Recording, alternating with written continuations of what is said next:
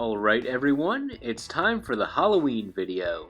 In previous years, we've covered notable Halloween tropes like movie monsters, skeletons, pumpkins, Dracula, witches, and I guess not scary mermaids and vampires. Hey NegetiveX, what do you think we could do that we haven't already covered for the main Halloween video? I have an idea. Why don't we look at a viewer suggestion? I gave you a month to think about this topic and you're passing the buck to someone else? What can I say? I'm not very good at listening. You know what? That's actually fine since we've been getting great Halloween-themed suggestions from viewers. We hope to be able to get to all of these later on since we really like viewer ideas. You're all awesome. But for this video, we'll go with the suggestion by viewer Ryan Callan for insect-themed villains, since that's an element of horror movies that is overlooked today. Back in the 1950s and 60s, insect antagonists and monsters were incredibly popular in horror movies, maybe even second to Alien movies at the time. It's hard to watch a movie from that era without actually seeing a giant insect or an insect man or anything like that. That being said, many of those bugs are bland and emotionless, giving us little substance outside of being a scary, huge insect. So majority of the entries on this list will not be from that era, since there are much better creepy crawly villains. Some horror-themed, and some just kind of goofy but still memorable. So watch and enjoy Halloween with us for about 20 minutes, or whatever time of the year it is for you. No pumpkins required. Oh yeah, disclaimer. NegetiveX's sound is in spooky audio for this video because he's in the spirit of Halloween, or because we have a low-budget live conversation capturing method. Either one works. We do. Someday I'll fix it. Someday. So here are our top 10 insect-themed villains. Number 10 is the Judas Breed, from the 1997 movie Mimic. That includes the sequels too, not that you'd be able to tell that they're the same creatures because they always conveniently show up in dimly lit rooms. So this movie starts with a completely fictional background of a New York infested with cockroaches. Now, in order to battle these cockroaches, an entomologist makes the Judas Breed, which is another type of insect that he basically genetically engineers, and releases into New York to kill the cockroaches. Introducing a bigger bug species to get rid of smaller ones. That'll never create any conflict. Well, fast forward 10 years, and turns out that the Judas Breed has rapidly evolved to be man-sized mimics of humans who they then hunt and kill. Don't just gloss over the fact that you referred to these insects as the title of the movie. Doesn't that add a bit of fun to this otherwise dreary film? Yeah, it does. But if you look at the actual mimics, they don't look a lot like people. I mean, I haven't spent that much time in New York, but I'm pretty sure not everyone's like a 6-foot-tall, hulking maniac in a trench coat. Number 9. Baxter Stockman from Teenage Mutant Ninja Turtles. He started off as a normal human mad scientist. When not working solo, he's generally seen assisting the Shredder with any science-oriented projects, like the mutagen projects that TMNT likes to show off with their signature human-animal hybrids. The 1987 series decided to have him become an obvious reference to the movie The Fly, accidentally fusing his DNA with that of a housefly. Baxter is a good substitute for not being able to have the original Fly, Dr. Delambre, on this list, since Delambre is not actually a villain. He's just stuck in a horror movie themed around science gone wrong, where he experimented with a teleporter that a housefly flew into. As a result, he has the head and hand of a fly. The movie revolves around him trying to get his wife to help him before his mind becomes that of a fly. He's actually a nice guy who just loves his wife. The remake's a different story though. Still, just because the first fly scientist was a good person does not mean Baxter Stockman is a perfect parallel to him. Now, it's important to point out with Baxter Stockman that he was always a villain, even before he got morphed into a fly. Back throughout Season 1 of the 1987 series, he was the one who created the Mousers, which he used to attack and try to destroy Splinter. The 2012 Turtle series brings back Stockman Fly, but he has a bit more in terms of power. He flies a lot faster, and he also has toxic fly vomit. Charming. Number 8 is Shelob the Spider. Or is it pronounced Shelob the Spider? I'm not entirely sure. I believe it's the first pronunciation. This character is from Lord of the Rings, but it's a giant spider, which means it's actually an rat. So when Frodo and Sam are trying to get to Mordor, they end up taking the back way. While doing this, though, Frodo gets captured by Shelob, and Sam has to come in and save the day. Spiders aren't actually... Although I do think a lot of people were disappointed that Frodo didn't get eaten there. Yes, all that's great, but don't we have to consider that spiders are arachnids, and arachnids are not technically insects, even though they're usually confused to be insects? Does it look like this list is run by a bunch of entomologists? Since I don't know what words mean, I'm gonna have to go with no. Well, so long as nobody counts the legs or listens to this last 30 seconds of conversation, I think no one will notice. Number 7. Zorak from Space Ghost. The concept of a human-sized praying mantis is actually really terrifying, but no matter which iteration of Space Ghost you're watching, he's not very scary. In the original 1960s Hanna-Barbera Space Ghost, he had standard villainous hero kidnapping schemes and used a laser gun that was never really a factor. He never did anything too buggy outside of his manner of speaking. A human-sized mantis should be capable of ripping off heads. The superior Zorak appeared in the Cartoon Network Adult Swim 90s talk show parody Space Ghost Coast to Coast. He looked exactly the same because all 3 main characters were cut out directly from the Hanna-Barbera series, though he was still a bit different. He had a buggy voice again, but he was now hilariously performed by the late C. Martin Croker, and he was still an antagonist, but not as evil where he would try some elaborate kidnapping scheme. He's a different type of evil now. He's a heckler. He's on top of any mistake Space Ghost the host may make. He's not like a standard evil villain. He's more like a real-life villain.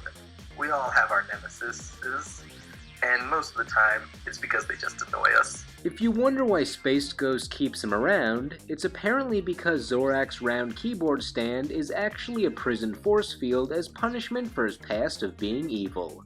That also means that Coast to Coast is a quote-unquote canon continuation of the original series. You can cite that as an example of why I love this show. Now number 6 is a tie between Mosquito Girl and Carnage Kabuto from One Punch Man. Both of these characters were created by Dr. Genus, which, if you remember from your 7th grade biology class, is actually a pun based off family, genus, species. Anyways, Dr. Genus thinks that humans are weak, so he combines them with insects to create better warriors for his own sick fantasies. Now, the reason why we have this as a tie is because I really like Mosquito Girl more than Carnage Kabuto, but MrTopTenList likes Carnage Kabuto more. Actually, I just said we should mention Carnage Kabuto since he's the result of the same villain and is supposedly the strongest bug hybrid. Plus, he led up to one of my favorite jokes of the series. You know I'm more prone to choosing the Mosquito Girl. Not to mention we have not had a mosquito character on the list yet. Oh really? Well, then I guess number 6 is Mosquito Girl. She lasted half an episode, which is really good for any One Punch Man antagonist. She put up a good fight against a greenhorn Genos. I've got to give her credit for her reaction to getting her legs ripped off by Genos as she ironically just ripped off one of his arms. She kind of just asks, "What happened to my legs?" as if she just dropped something that she could easily replace. If I lost limbs, I'd be a lot less casual and a lot more screamy in my realization. However, it turns out she had the proper reaction since she can use the blood that her army of mosquitoes suck from their victims to heal injuries, regenerate limbs, and ultimately power up with a new blood-red form. Considering her army of mosquitoes can suck all of a human's blood in seconds, this form is easily attainable. However, all good things must come to an end as she falls to Saitama's fist, or more fitting open palm slap. Number 5. The Beetle from Spider-Man. While he fights numerous Marvel heroes, his main enemy is Spider-Man, which makes sense with the whole insect-arachnid relationship, even though spiders eat beetles, but I'll ignore that fact. The Beetle, notably the Abner Jenkins version, is more of a weaponry guy. He wears a robot beetle suit that allows him to fight with enhanced strength as if he has real superpowers. Also, this suit gives him imitation beetle traits, like the ability to hang on vertical walls and fly. Early versions of his suit had these big, goofy fingers, which he replaced with normal suction cup gloves. Just gonna say, good change there if you eventually plan to hold, well, anything with your hands. Number 4 is the Monarch from the Venture Brothers. Are these choices getting less threatening? Now, how to describe the Monarch? But my question... The best way to put it, I think, is that he's an incredibly inept villain. So less threatening. His theme is, of course, the butterflies. Is this actually number 4? And he has an army of soldiers that dress as butterflies and who routinely get killed by other stronger characters. Wait, then how did he get so high up? Besides the fact that we have a complex off-screen algorithm to decide choices that makes no sense. Because he landed Dr. Girlfriend. Fair enough. It's not too late to put Firefly in this spot, is it? No, we're just gonna opt for another Adult Swim character? Alright. Number 3, Devora from Mortal Kombat. What are Devora's favorite type of bugs to use? All of them. However, her top bug has to be the Wasp, mostly because her design shares the most traits with the Wasp, like the color scheme, eyes, and leg-like appendages. Plus, the swarm of insects that she primarily uses in her attacks and fatality are wasps, even though her name is derived from the Hebrew word for bee. If you want to get really technical, her fictional bug people species is called the chitin. Her race also hates pronouns, since instead of referring to herself as I or me, she uses the term this one. This one will clear it. This one must learn more of your diplomatic techniques. This one lives to serve Shinnok. Can you even count past 1? 2 problems. Other attacks by her include her generic acidic bug goo, retractable bug wings, and her ovipositors or pincers that can be used for stabbing and even injecting poison or insect eggs. No thanks. The penalty is death. The fact that she secretes venom is analogous with her poisonous personality, since she constantly deceives her allies.